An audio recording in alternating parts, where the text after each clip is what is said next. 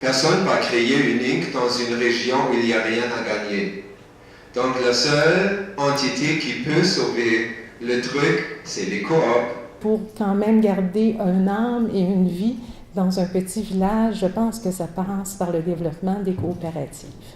La station d'essence était fermée, le restaurant était fermé. Et là, les gens ont dit, regarde, ça n'a pas de bon sens. Mais les gens travaillent très, très fort à rebâtir. Et ce qui est intéressant, c'est que c'est maintenant le dépanneur.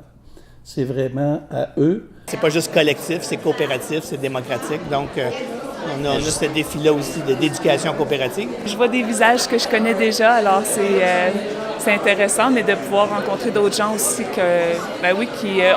auxquels on peut sensibiliser aux enjeux qui nous touchent, mais aussi de mieux connaître leurs enjeux aussi, puis collaborer ensemble. Dans les années à venir, dans les Laurentides, il semblerait qu'il va y avoir beaucoup d'entreprises à vendre et qui pourraient être prises en charge sous une forme coopérative. C'est pas une formule qui est connue, auquel les gens vont se référer spontanément, vont dire « Ah tiens, c'est une solution pour notre emploi, pour maintenir l'entreprise dans le territoire ». Il est essentiel que les forces coopératives dans chacune des régions et au niveau national prennent conscience à la fois de leurs forces, se comptent, et prennent conscience de la nécessité qu'elles ont de mieux s'organiser pour gagner en force réelle, donc dans le nombre d'entreprises coopératives, dans la mobilisation des membres des coopérations pour qu'ils sentent un sentiment d'identité. Il y aura d'autres crises. On est dans l'entre-crise.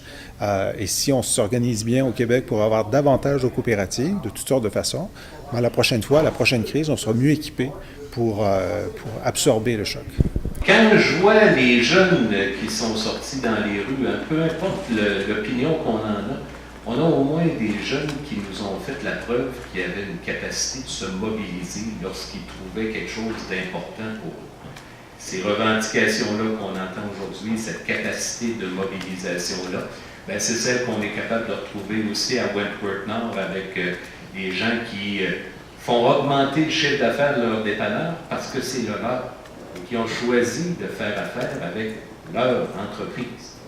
C'est le même processus à la coopérative de santé de Sainte-Marguerite, où les gens ont dit on ne va pas accepter la fatalité de perdre notre clinique médicale, on va s'en faire une à nous.